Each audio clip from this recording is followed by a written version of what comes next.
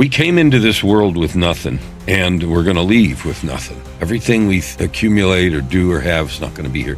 The only thing we're going to take home is what we've made of ourselves. Success is not being able and confident to have that conversation.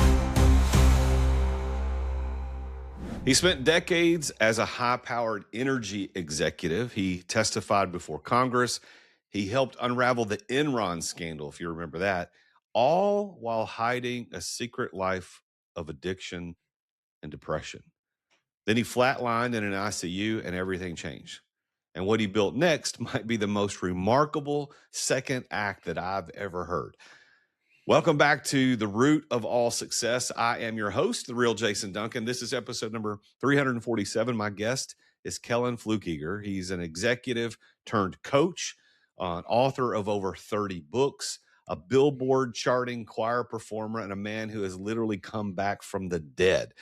As the founder of the Ultimate Life Formula and host of nearly 1,000 episodes on his own podcast, Kellan has spent the last 2 decades helping high achievers break through the invisible barriers that are holding us back. But his own story, from childhood abuse to cocaine addiction to a near-death experience in 2018, is one of the most powerful transformations I've ever come across. Kellan is a friend of mine, and I'm glad to welcome him to the show. Kellan, welcome to the show. Jason, thank you. And the first thing I want to do, and I want it on the record, is I want to be grateful for you. Doing a podcast is a labor of love. It takes consistency, dedication, and work, and, a commitment to doing good. And so I want to honor you for that. Well, I appreciate that very much. And you know it as well or better than I do, because you've done nearly 3 times the amount of episodes on your show. So, but I'm grateful to have you here today. So you spent 30 years as an elite executive, and you testified before Congress. You helped unravel the Enron mess, like I mentioned in the opening comments. And the whole time you were battling this hidden addiction and depression. So how did you operate at the highest levels of government and industry while fighting that kind of war inside yourself? Well, nobody's going to think that was easy, and it wasn't. It's just like you live life one day at a time. And I didn't sit and think, oh, I'm a failure, I'm a jerk, or any of that stuff. I just did everything that I could do each day. And there were periods of success and so forth, but there was always this nagging feeling that I wasn't good enough. And, I had a rough upbringing with a lot of discipline that today would be felony child abuse, and adopted the I'm not good enough mantra. And it manifested in all these ways: 3 failed marriages, addictions, as you mentioned, a couple of suicide attempts. And those happened when my white knuckle effort to hold it together just was no longer enough.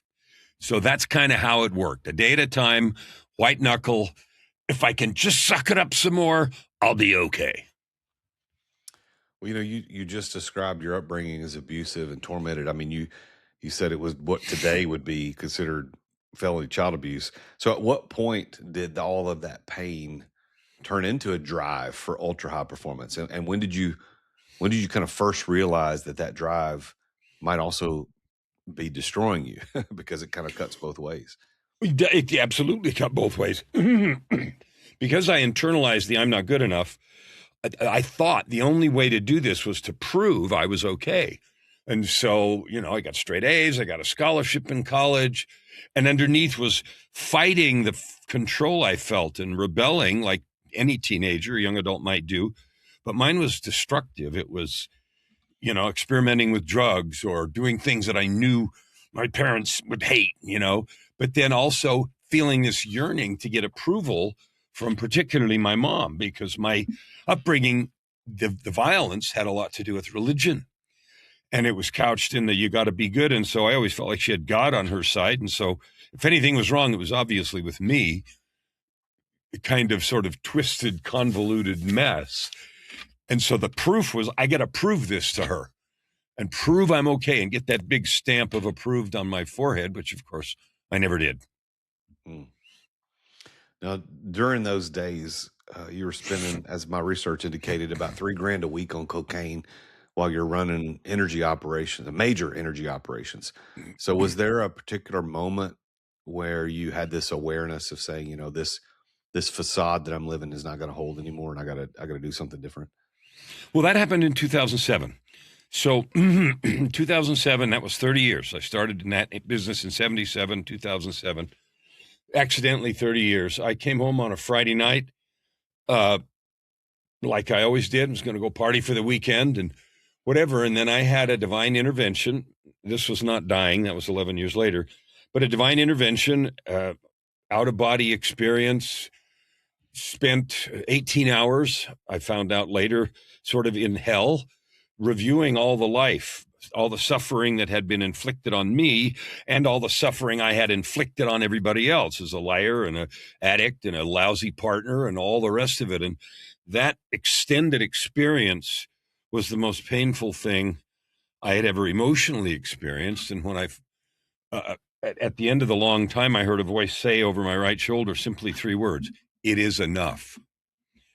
And I woke up and realized not only was it emotionally painful beyond words, my body had reacted to that experience by sweating so much that all of my sheets and bedclothes were wring out wet like a wrestler cutting 15 pounds before weigh-in. And that intensity shook me up, and I quit cold turkey, drugs the next day, and literally within a month or two had resigned, walked away from millions of dollars of contracts, said, I don't know how I'm getting be done with this, but I'm done. So yeah, Wow. dramatic and jump off the cliff kind of thing. Well, for my not from my personal experience, but from hearing other people talk about it, cold turkey, while sometimes effective, can also be very dangerous because it could actually cause a lot of other unintended consequences. How did that work for you? I mean, obviously, long term it worked out great because here we sit, but what was it like in the middle of that? You know, when those kind of divine interventions happen, they're a wake-up call. And the wake-up call lets you or me or whoever see a new possibility. But for me, it didn't fix anything. Like it was sheer, and I'm sure I had divine blessing and help, but it didn't take away the cravings or anything else. I had to go start seeing people, shrinks, counselors, tell the truth for the first time. I'd never done any of that. All of that was isolated and alone. And I finally had to go see somebody and start telling the truth, which I'd never done, and that sort of thing.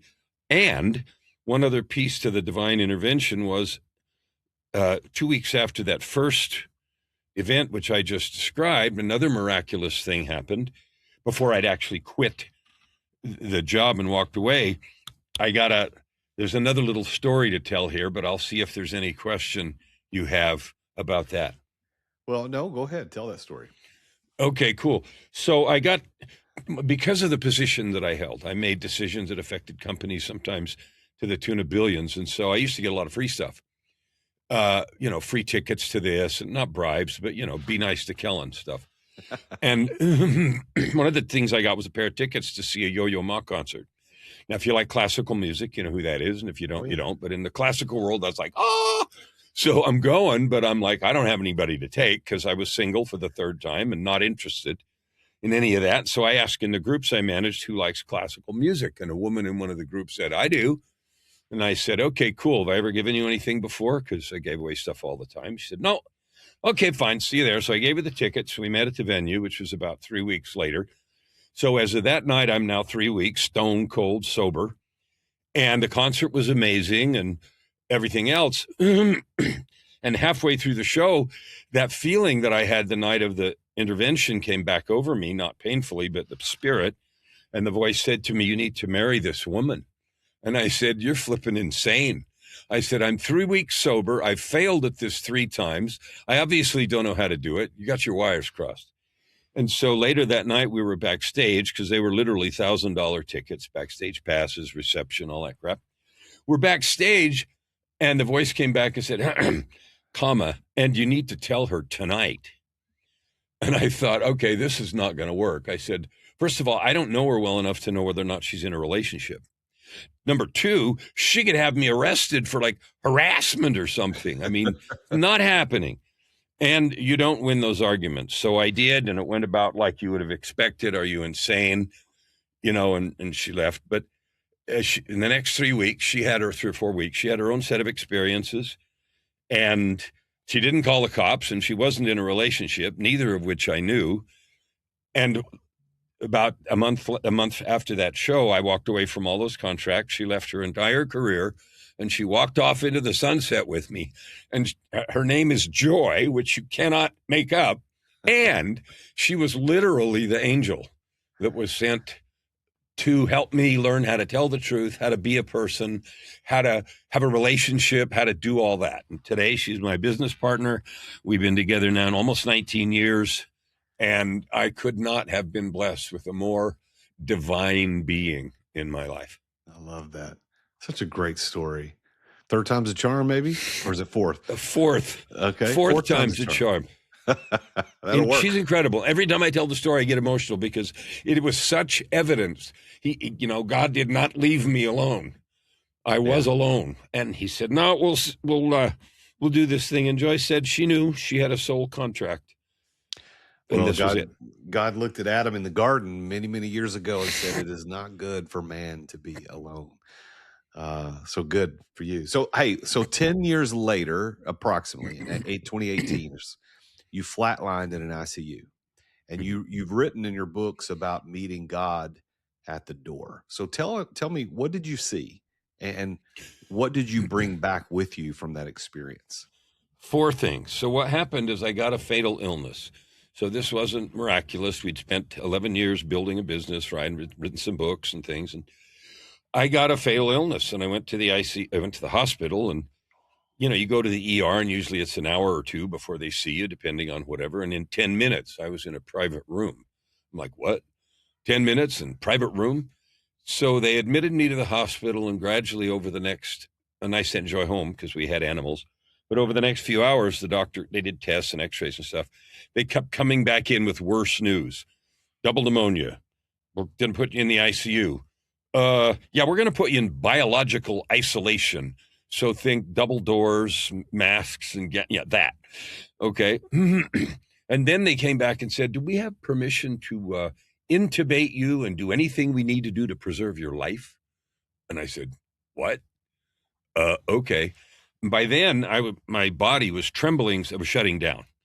I was trembling so badly I could barely operate the phone. So I sent a 3-line text to Joy, and I said, ICU, isolation/intubation. And the third line was, I may be dying. So I could feel that. I could feel my body separating. The weirdest feeling. Anyway, and that's the last thing I remember. I was in a coma for the next 17 days. And sometime right after that, I flatlined. I coded, and during that, and then I came back to spiritually, and I was horizontal like I was actually restrained, physically restrained, tied down to a stretcher full of tubes and all that other crap, but I didn't know any of that. The only reason I know is because Joy took a picture. She came down there. But anyway, I sat up, and the room had gone from medical gear and people jumping up and down on my chest and whatever was going on, I don't know, to a kind of a gray room. And over my left shoulder, there was a doorway, and I didn't have a door, but it was a doorway, and I wanted to be at the door. So suddenly I was standing at the door, leaning on the door jamb on my right side, and right across the doorway was someone leaning on that door jamb. And I noticed it was white on that side and kind of gray on my side. And that individual looked at me and said, do you want to come home? And in that moment, in the way you know things there, I knew who I was talking to.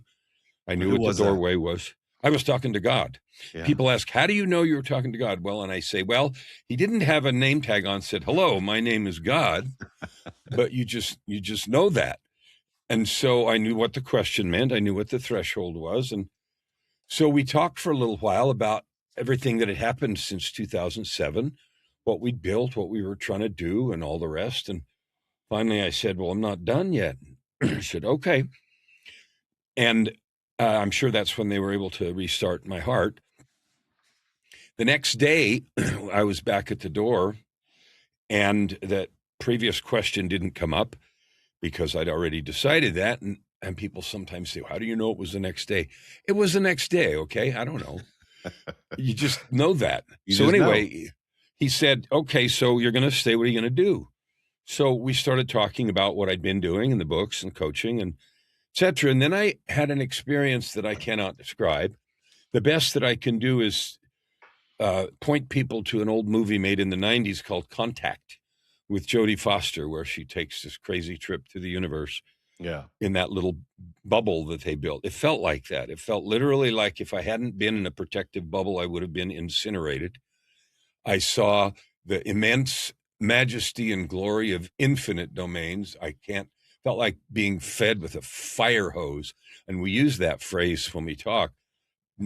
There's no comparison. It was so overwhelming. We don't have language, and it was glorious and power and everything. And it went on for, I don't know how long, but it felt like a long time. And then I'm back at the door, and 4 things. So you asked what I brought back. 4 things were immediately clear. Number 1 is that each of us, and I say this with all sincerity to each person listening, you are a divine being created with love, period. There are no accidents, none of that. You're here on purpose, created with love, period. Number 2, every person has a mission, a purpose that you not only agreed to, but you were stoked about before you came. Number 3, you were given the gifts and talents that you need, not only to do it, but to enjoy it. And 4, and we have to develop them and stuff, but you have them. And 4, all the help we need is available from both sides of that door. And so I had those just sort of written in fire in my heart after that trip. And then I said, okay, well, since that's true, why do we settle for crumbs? And he looked at me and he said, I don't know if in the economy of heaven, brevity is a virtue, but the answer was 4 words. He said, because you don't believe. And I'm like, I didn't facepalm. I thought about it. But anyway, so I said, okay, well, what can I do? And he said, glad you asked. So then he gave a framework that I wrote in a second book called The Book of Context. So I wrote a book, Meeting God at the Door, and then Book of Context, which is a framework about how to identify and change those limiting beliefs that we develop, we inherit, we grow, we accept, and to eliminate them. So that was the end of that conversation. And I came back the next day and I was really excited. I felt like I was bouncing like one of those people sitting on one of those desk chairs. It's a ball, right? Those bouncy balls that were in favor some years ago. Maybe never saw them. But anyway, I came back and the third conversation was just one question. He looked at me and he said, are you sure? And I almost hyperventilated. I thought, what do you mean, am I sure? Am I stupid? Am I missed something? Like what? Am I sure? And so we talked through every possible question or doubt or worry about, can I do this? So I got to, will you help me? Give the help and whatever. And finally I said, okay, I'm sure. And you said, all okay. This is still happening while you're like you're not conscious at this time, right? I was in a coma for 17 days. Wow. So you're in almost coma 3 while weeks it's happening. Yeah. So the first one was while I was dead. The second 2, I was alive, but spiritually out of body.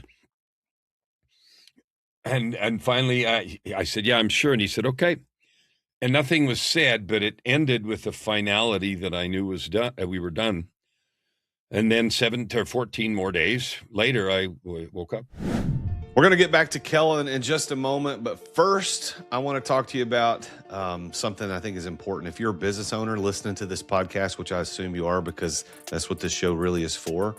If you've ever wondered what it would actually take to step back from the day-to-day operations or even to sell your company, I've made a short free video that I want to invite you to go watch this. All you got to do is go to whattofixbeforeyouexit.com. That's whattofixbeforeyouexit.com. It's only 6 minutes long, and I'm going to walk you through the one question that every founder needs to answer honestly and what to do about it. Go to whattofixbeforeyouexit.com. Now, let me tell you a little bit about today's sponsor of this podcast. That sponsor is Dubb. That's D-U-B-B. If you're still sending plain text emails and you're wondering why nobody's responding to you, then Dubb is the fix you've been looking for. With Dubb, you can record and send personalized video messages that actually get watched with built-in CTAs, so your viewer can either book a call or reply or take the next step right there in the video. Now, I have personally been using Dub since 2018, nearly every single business day, and it's changed the way I communicate with prospects and with clients. And if you want to stand out in a crowded inbox, you want to close more deals, then I'm going to give you an opportunity to use Dub for free and to get a discount. All you got to do is go to therealjasonduncan.com/dub. That's therealjasonduncan.com/dub. That's spelled DUBB. And you can get started. That's therealjasonduncan.com/dub. Now let's get back to Kellan. So Kellan, pretty amazing story. Now, after you've left the corporate world, you dove into coaching. And of course, like a lot of people who get into coaching with zero experience, but you started writing books on meditation. And most people would look at that and probably say that's career suicide. You're going from a highly paid executive, you leave all that behind, you go to coaching, writing these books about things like meditation. So what do you believe gave you the confidence or maybe the audacity to take that kind of leap? So the progression isn't going to sound weird when I explain it. I quit because I had to get away from that. I didn't know what I was going to do. The first thing I knew how to do or needed to do was get fixed. I was broken. I'd been living as a broken person in a broken paradigm. So I focused on that for the first couple of years. Writing the books on meditation was me thinking, okay, I got to do something else. And in the process of healing, going to people, taking control of my life, getting rid of stories, addressing issues, meditation had always been something I had done either a lot or a little since I was in my teens, initially associated with martial arts. And so it just seemed like fun and something I could start with. So I did a lot of research and I had years of practice. And so I wrote a 5-volume series on meditation, created a meditation course and put it online to sell. It wasn't particularly successful. I did sell some. At the same time, Joy was an eBay merchant and had been for 25 years with all kinds of stuff. So I was helping her. So we were running 2 or 3 things. And here's the interesting thing. Whenever any person, you, me, or anybody else makes a significant change in their life involving spiritual or internal or personal growth, 2 things happen. 1, you get all excited because things are happening and they're different. 2, you realize, you know what? I could really help people with this stuff that I've learned on this path. And so there arises in us, and this happens all the time, a yearning, I got to help people with this. Well, that happened to me. And so then I began exploring the question, okay, how do I do that? What would that look like? And I thought, well, maybe that's coaching. So I started looking that up and, enrolled in a couple of coaching things and explored the idea, because I'd been a leader in Big Shot for a long time, but of coaching, which is completely different. And that's how it started to sort of do that. And then I went to some conferences and got a first speaking opportunity and just sort of started growing it. But it came from that yearning to serve that came from the realization I can change. I have changed. Other people need this. I want to do that. That's a natural progression that comes out of who we are. Yeah. Well, and now you've written, I think, over 30 books. Many of them are bestsellers. What would you say out of that many books? What's the through line that connects all of them? So thank you for exaggerating. It's only 24. Almost 30. We're working on almost. We'll By go the time this releases, it'll be 30 for sure, right? No, but anyway, the through line is you're a sovereign being. You were given agency as a condition of your creation. And we lose that. We let it get damped out. We let the conditioning of the world, greed and fear and hardship and expectation and not good enough. We let all those things, because you don't believe, the same answer.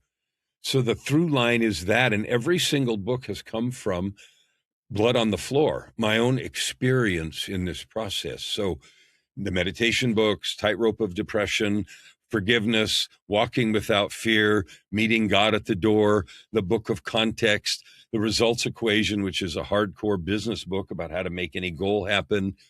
The one I'm finishing right now is called The Sovereign Architect, but it is emphasizing the tools and the right you have to create your own life like you want it. Yeah. What's something that you used to believe that you don't believe anymore? I used to honestly believe all this cool stuff that people talk about is probably true, but it's not for me. I can't do that. Something's wrong with me, comma, I've made too many mistakes and there's no way to fix it or get back or whatever that language might be. So fundamentally flawed. I've screwed up so bad I can never fix it anyway. It's hopeless. I used to believe that like breathing. All right. So the name of this show is The Root of All Success. So we've got to talk about some success questions. So what do you believe, looking back over your successful career, both as an executive and now as a independent, author and coach and consultant, what has been the one key that has unlocked success for you more than anything else? I refuse to give up. I Tenacity. won't stop. I friggin' won't stop. I did that in the executive world. I did things, set records, finished 3-year training programs in 9 months. I'm doing this. And so when I had the divine intervention to quit the drugs, I said to myself, I don't know how to do this. I don't know who to talk to. I don't know where to start, but I'm going no matter what. How do you personally define the word success? What does that mean to you? We came into this world with nothing, and we're going to leave with nothing.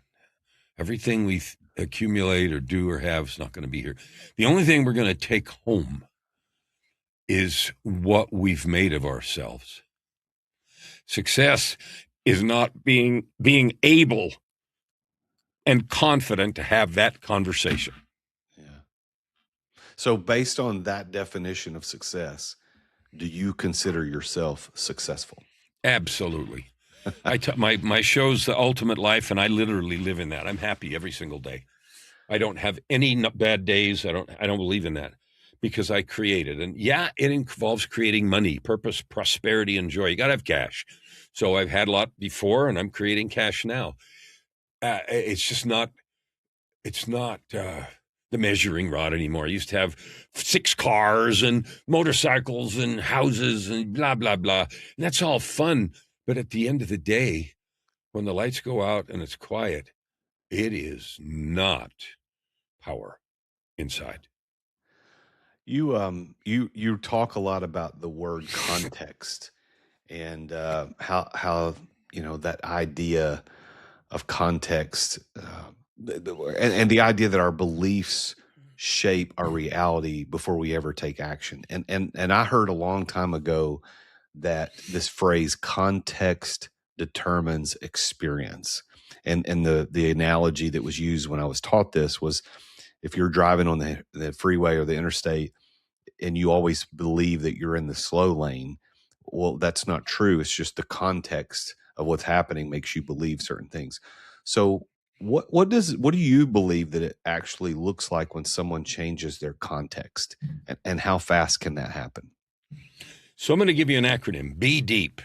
The letter B, deep, BDEEP. It stands for beliefs, definitions, experiences, expectations, and perceptions. That set of things forms a context straitjacket. And everything you attempt or do lives inside those 5 things. Beliefs, definitions, experiences, expectations, and perceptions. So your B deep forms your world. You don't try things that are outside of that because you don't think they'll happen. You don't expect your expectations. You expect things to fail or be small because that's what you've learned. The interesting thing about it is we create that. You're not born with a B deep. You're born without that. And so our experiences, thousands of little things create that. And the magic is the day you learn that you have one. I have a context straitjacket. That's the first liberation day. The second liberation day is when you realize everybody else has one. And the third thing is everybody else is as good as mine because it comes naturally from their thing. And the fourth one is I can take these off. Oh, wow. And that they're all visceral. experiences, and then creating something is a matter of curiosity. It's a matter of vision and then execution. All right. We're about ready to close our conversation, and I got 3 rapid fire questions that I want to ask you. So let me do. Are you ready for some rapid fire questions? Yes, sir. All right. Of all the books that you've written, over 24 books, 24 I'm counting, which one was the hardest to finish and why? The hardest to finish was the second volume of the Tightrope trilogy. I wrote Tightrope of Depression, and I thought that was the only book I was ever going to write about myself. And the second one after that was Down from the Gallows, because I realized after I finished the first one, I was not done with that arc. And so I wrote that one, and it took me a long time because it was more unfolding, and I hadn't defined a clear end point. Like, what is the arc? What is the story? And the story arc, which is another book that I've written about how to write books, was wrong. Yeah. I hadn't ended it, so it was really hard, and I had to go back and redo the story arc, and then I could finish it. You performed at Carnegie Hall with a billboard-charting choir. So you're an accomplished musician. You've got a lot of published songs out there. But what song, it doesn't necessarily have to be your own, but what song, every time you hear it, hits you the hardest every time? Oh, it's probably either, I'm spiritual. Even though my abusive upbringing had religion at its core, I'm still connected to the divine inseparably and without question. So maybe Come Thou Fount of Every Blessing or Amazing Grace or one of those things, because it brings me right now, even talking about it, face to face with the truth that this microscopic moment of 70, 80, 100 years is just that. And it's easy to make too much out of it, and remembering I don't need to. And it's in a much larger context. Create safety and urgency to move forward. One thing that you now know at this stage in your life that you wished you'd understood at 30? Oh, that we create our reality. Yeah. You go to physics and you can do the whole physics discussion like Dr. Larry does or whatever. Like, that's real. In the state of superposition, if you want to talk about physics and Schrodinger's cat and the whole 9 yards, it's all real. And that means, like, I really do create this. Well, then where the hell are the levers? That kind of thing. So that. All right. Well, Kellan, it's an honor to know you and to hear a little bit more about your story today on this show. I want to encourage people to go check you out at KellanFluckiger.com. That's KellanFluckiger. So KellanFluckiger.com. Kellan, you obviously you're working with a lot of high performance people. You help people write books. You help people tell their story. What would you like people to know about you as we finish up today? And how I'd like you to. Oh, yeah, I'll tell you how to get in touch with me. I'll do that first. Kellan Fluckiger is a weird name. There are 2 in the world, and the other one's my son, who's 30 years younger.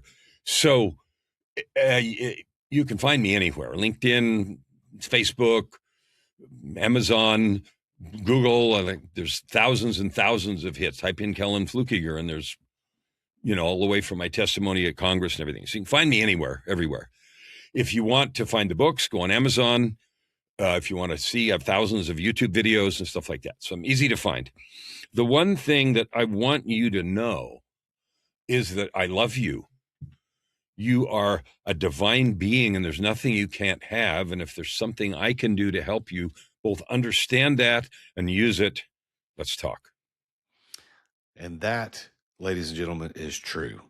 I've known Kellan long enough to know that is 100% coming from a genuine place. Kellan, thank you so much for being on the show, sharing your story. Congratulations on all your success. And thank you for sharing in a vulnerable way the mess that became your message. And I appreciate it very much. Thank you for having me. And again, I want to honor you for the work you're doing on this kind of thing. Podcasts are a labor of love, and I'm delighted to be part of your effort to add good to the world. Thanks, Kellan. All right, well, there you have it. Another successful entrepreneur sharing his journey of success that has lots of twists and turns, has lots of changes, a lot of bad story that ended up good. And it's not over. Like there's things still going on in his life. He's still pouring into people. If you want to write your story, if you want to learn how to perform in the context that you are now and how to change that context, Kellan is the guy you need to look up. So go check it out.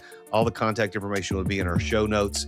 But I want you to tune in again next week when I talk with yet another very successful person about his or her journey to success, because we get to hear cool stories like this. So make sure you tune in again next time. And as always, I am your host, the real Jason Duncan, and Jesus is King. See you next time.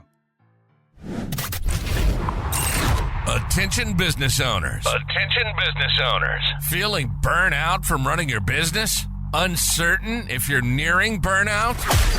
Take our free 10-question business burnout test at businessburnouttest.com to discover where you stand. With just 10 quick questions, you'll learn how to immediately begin making changes to regain freedom and success. Cut your daily operations time in half. Improve your quality of life and prepare your business for your future exit without losing revenue or profit. Visit businessburnouttest.com now and take the test. Thank you for listening to another edition of The Root of All Success with the real Jason Duncan. If you've enjoyed this week's episode, visit therootofallsuccess.com to access the show notes and other helpful resources. Follow Jason on social media at The Real Jason Duncan. See you again next time here on The Root of All Success.